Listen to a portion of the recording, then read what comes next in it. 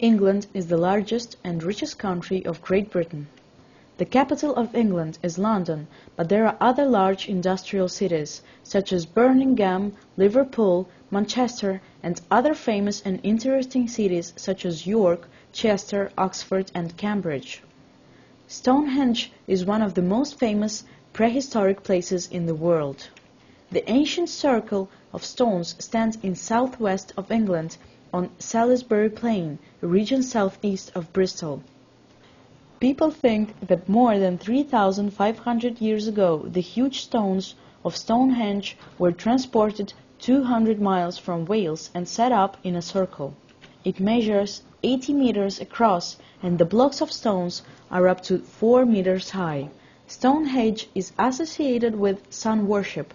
At dawn and midsummer, the sun rises exactly over a certain stone on the outside of the circle and shines into the altar in the center.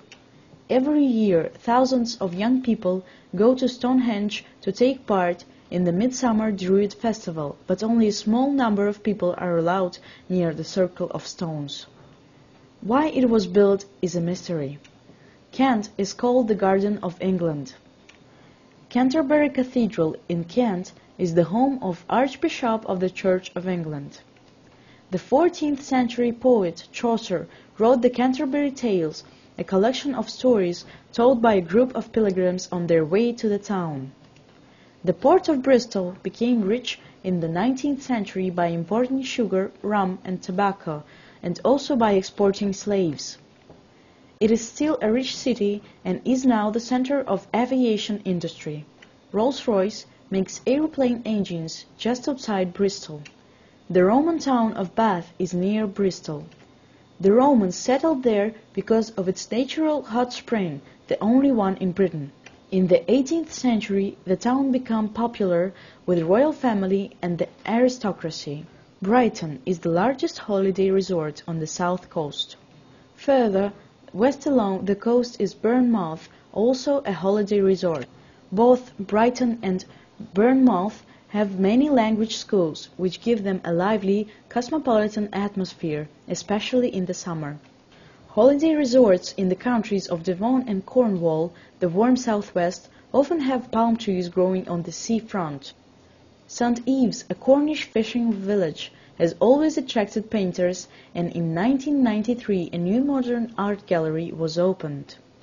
The West Country also has 3 areas of wild, open countryside known as moors. The largest of these is Dartmoor National Park. The moor is so isolated that in the 19th century a prison was built in the middle of it.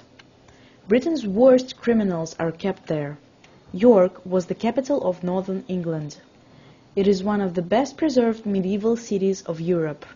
It was built by Romans, conquered by Anglo-Saxons, and ruled by the Vikings.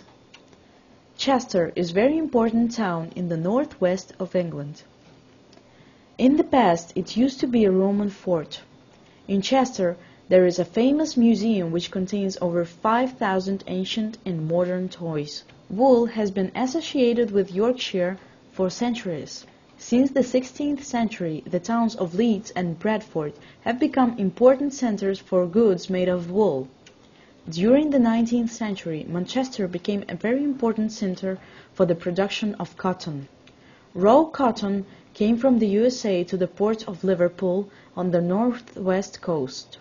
Then it was transported to Manchester, where cotton goods were manufactured. They were then exported all over the rest of the world. Now, Manchester is the second most important city in England. The Industrial Revolution began in the Midlands. The Midlands and the north of England became the center of the iron and steel industries.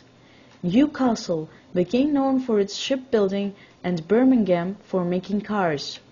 Now, there is no shipbuilding in Newcastle and there is one major car company in Birmingham. But Birmingham is still called City of 1,500 Trades because of great variety of its industries. Oxford is the home of the oldest university of England. The most famous college is Christ Church. Its chapel has become the Cathedral of Oxford. Cambridge is the home of Britain's second oldest university.